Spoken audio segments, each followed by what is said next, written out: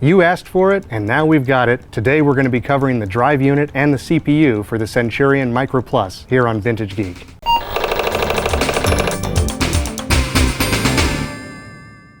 Just a quick reminder, if you're into vintage computers and technology, be sure to like and subscribe. It's going to help us as we grow here at the channel. And also visit us at vintagegeek.com. We've got all sorts of videos and extra content, and we encourage you to become a Vintage Geek member. This unit is the actual CPU, or the computer itself, of the Centurion MicroPlus system. Now, I've never been inside this unit, so this is going to be the first time today, but I want to talk about some of the exterior features first. Now, of course, you've got some logoing on the front. It actually says MicroPlus, which is very handy because I don't think without that label that I would ever know what this is to begin with. Glad that the labeling is all intact there. You've also got some LED indicators on the front of the chassis. There's 4 of these total, and I don't think these are actually buttons, but I'm not sure. They don't seem to press like a button, although it looks like there's room that they could have had some kind of a membrane or something behind them. The top one here says system malfunction, and there's ABT written on the black square. I don't know what the ABT part means, but I assume that the malfunction's pretty self-explanatory. This is probably going to light up if there's some kind of an issue. You've got the second one. It's the load from disk on equals 1, off equals 0, and the button or light just says disk. Again, I could be wrong here, but I think this is probably just going to illuminate if it's actually loading from the disk or not loading from the disk. But I don't really know what the option would be if you weren't loading from the disk, so I'm still in mystery mode on this one. You've got the operating system. It has a select indicator on it. Maybe this is a button. I am not 100% sure. We'll find that out hopefully when we open up the case shortly. And then we've got the initial program loader, which also has a select indicator next to it. Next, we're going to take a look at the back. Starting at the far end of the back plane, we have the power connectors. There's a standard power input connector. It looks like a normal IEC type cord. There's also a multi-pin connector for DC. That has a mating connector that goes to the drive unit that we'll see shortly. And also, it's interesting to note that they had a pass-through cable for the power, so it looks like the drive unit actually supplied the IEC cord that goes into the back of the CPU unit, which is kind of handy. There's a cooling fan on the back of this, which is probably pretty standard. And then you have your various ports on the side closest to me here. There are 4 DB9 ports. Now, as I understand it, there was a couple of different configurations of this system. One of them involved having up to 4 terminals. The other one had, I believe, 2 terminals, a modem option, as well as the printer, which looks to be the case here. And that would be consistent with the fact that this system does, in fact, have 2 terminals that were with it in storage. Then we've got these multi-pin connectors for the disk drive. There's actually 2 different connectors, a larger form factor and a smaller one, and I think that will make more sense when we actually look into the drive unit itself as far as how that might function. Other than that, that's really all that's available on the exterior of this case, so to really know what's going on here, we're going to have to pop the cover and take a look inside. So getting this CPU out of the case was pretty easy. There was only 4 screws on the bottom of the case, and there was only 1 screw physically left in it. Once you get those screws out, the whole thing slides out kind of like a drawer, which is pretty convenient to be able to get to all the cards and all the components inside. I noticed right away that the design of this is pretty basic in the sense that there's a DC power connector we talked about on the back plane, and that goes right into this back plane card of the system, which includes all of the various card slots for the 4 cards that appear to be in the system. There's also a chip on this, a single chip, which might be some kind of a bootstrap ROM based on the other videos I've seen, but I don't know for sure. The DC power goes straight into this back plane. It's all pretty condensed right here on a single board, and I did notice also at the same time that the AC power connector on here is only going to one thing and one thing alone, and that is the cooling fan. Everything else in here is DC powered, which means that all of the supplies, the power supply section, lives in the drive cage, so we won't see that until we get into that system. But it probably makes a lot of sense, keep the heat and everything out of this particular chassis. I want to get into the cards that are in this chassis first and foremost, but I did want to mention that this back plane, I'm not sure the build type on this. I know that there were some different types of boards made for Centurion, and I don't know if this kind of crackling foil appearance on this is a problem or not. I'm hoping not. Everything looks pretty clean, so I'm hopeful that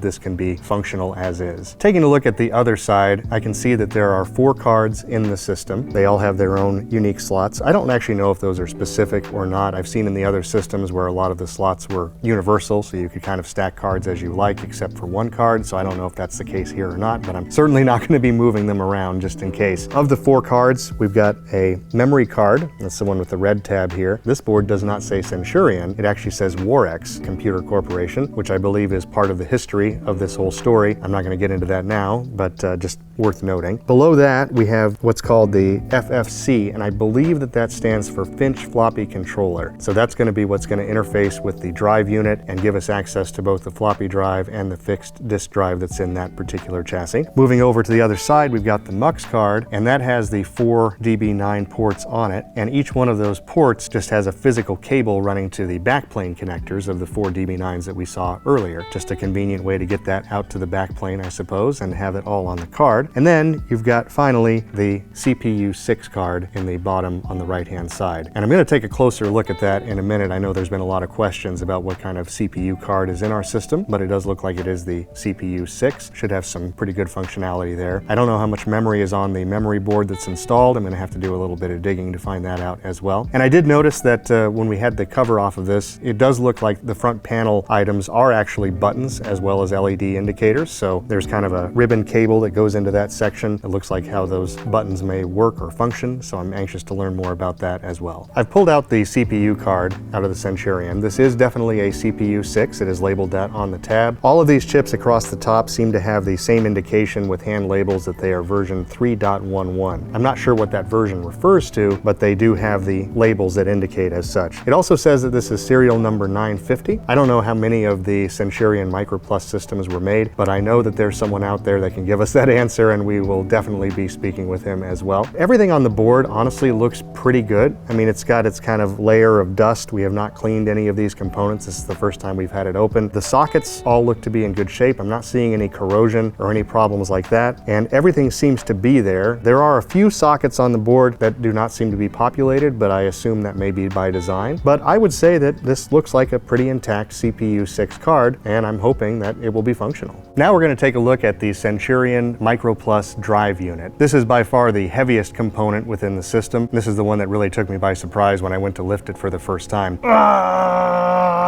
When I picked this up, the two components were actually stacked on top of one another. I didn't know that they actually detached until I really started getting into it. This one is definitely the heavy piece. Now what we have here are two 8-inch drive bays in a chassis, and on one side we've got an 8-inch floppy drive, and on the other side we have some kind of a fixed disk drive. Now I believe this is a Finch drive. We're going to find that out when we pull the cover off of this in just a minute. I did want to make note of the fact that there is a viewing hole or kind of a cutout on the top of this that I was not aware of when we first picked up the system. That has the lever in it that changes the fixed disk drive to be in travel mode or shipping mode versus in operation mode. Unfortunately, it was in operation mode when we got it. I moved it to the travel mode since then, but I don't know that that's going to do anything to protect the heads. Any damage could have well been done many, many years ago. So I'm not super hopeful about the hard drive being functional, but I guess we'll find out. It's also worth noting here that the disk drive did come with a disk in it, and I have not removed the disk other than to look at it since we first got the system. It's worth popping that out now. The actual drive mechanism on this is pretty cool. It's very industrial feeling. There's kind of a